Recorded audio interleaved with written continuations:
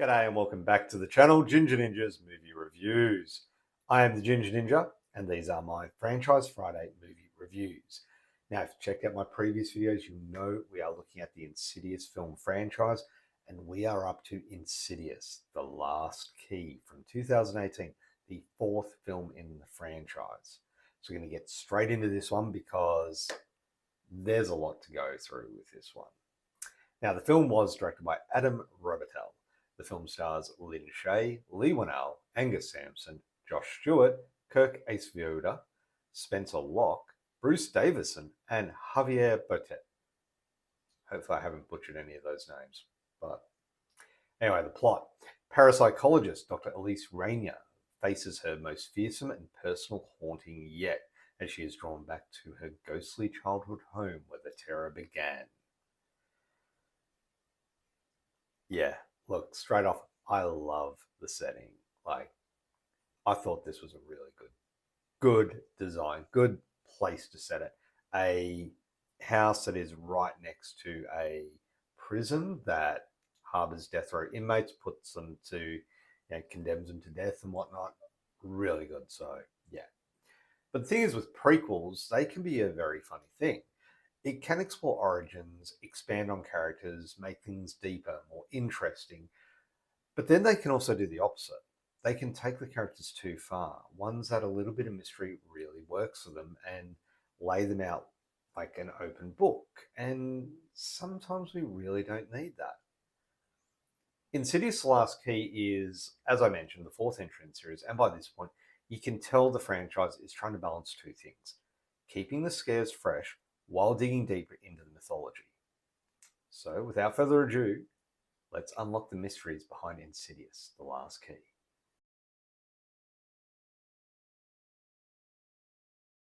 As always, we're going to start with the cast, and linsaye leads the film with a performance that highlights scenes from her character's childhood, contributing to the narrative's central focus within the franchise overall. Now, her performance is easily the heart of the movie, and she makes even the weaker moments of the film feel more grounded, which is a very common theme with these films and her performance within them.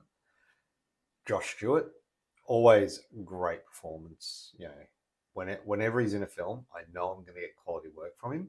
But he plays Elise's abusive father, and it's not a huge role, but it is a pivotal role in terms of his relationship with Elise and who she becomes as a person, and also the ending of this film.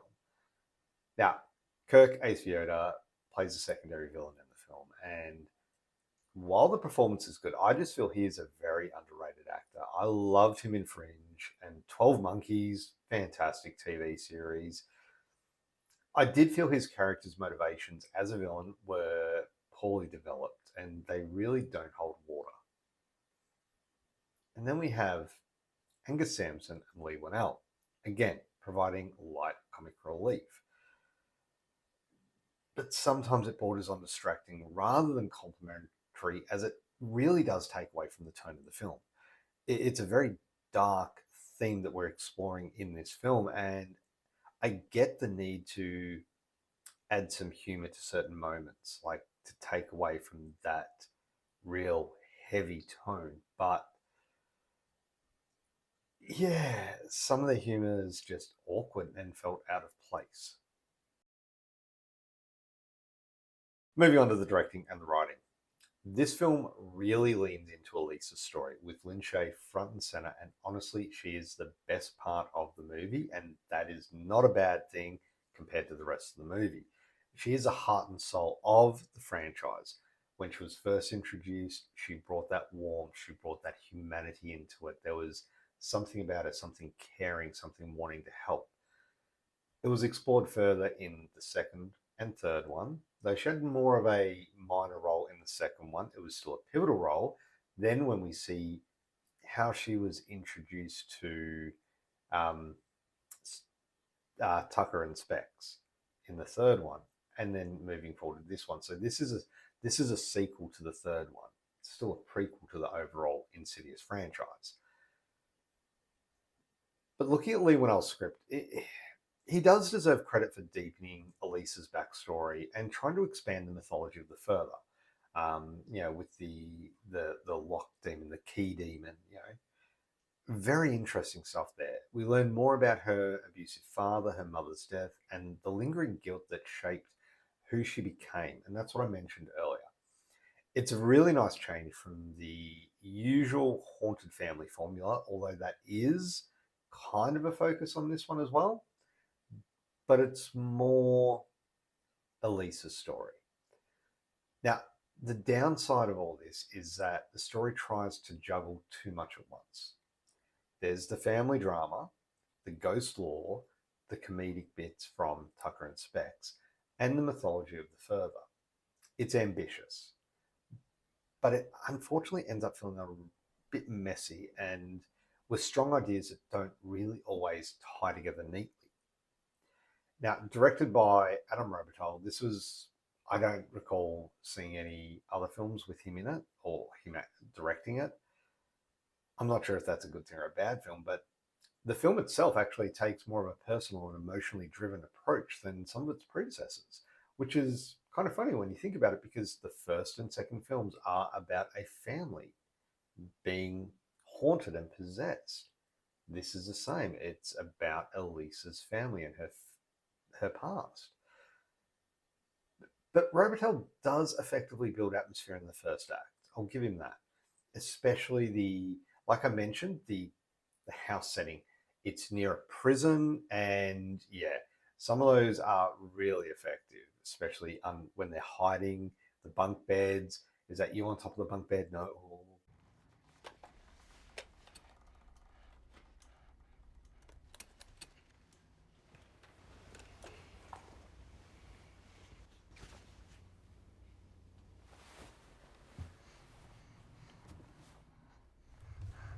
Christian?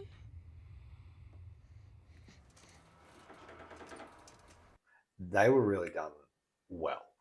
The scenes, they often arrive in predictable, beats, and it can lessen the impact overall compared to the sharp tension that James Wan established in the original films.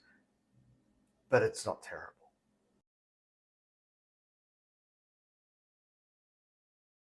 Now for the effects. And we all know that I've been a fan of the effects in these films from the first one. Visually, this film is a mixed bag. On one hand, the production design and lighting create some truly eerie spaces. Set design, atmospheric lighting, they all work well in creating a very creepy, oppressive mood.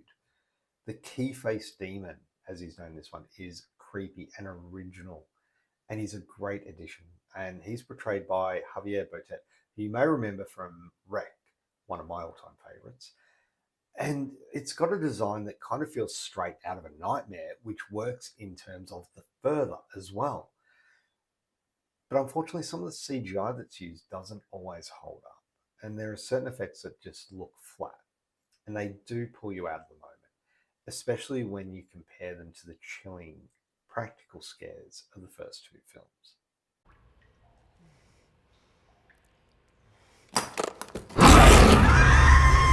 Rewatchability. This is not a bad film, but it's not one that I'll revisit often. Now, with a runtime of an hour and 43 minutes, it's not a long film, but it feels like it is in places. So will I rewatch this? Probably. But if I do, I think I'll do it in chronological order. So I'll be watching 3, 4, 1, 2, 5. Yeah, I reckon I'd try that. Final verdict. So, is Insidious the Last Key worth watching? If you're a diehard fan who loves Elise, absolutely. If, it just gives her this spotlight that she deserves.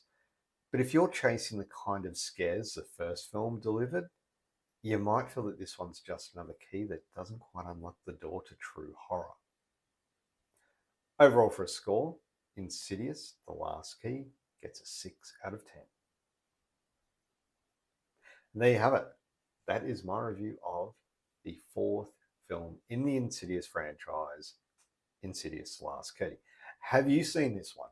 If you have, let me know what you thought of it down in the comments below, because obviously with any film franchise, as the sequels progress, they can often falter quite a bit. So what do you think of this one? Let me know down in the comments below.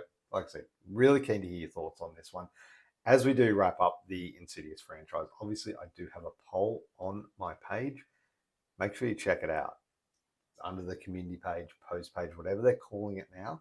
It's between two films. I'm sure you'll get a kick out of them, but make sure you check it out. Love to hear your thoughts on this one and any franchises you want to see me review. Make sure you let me know by commenting down below. Anyway, look, won't dribble on for too long. Don't forget to hit that like button and subscribe to the channel if you haven't already. And thanks for watching. Have a great day. Bye.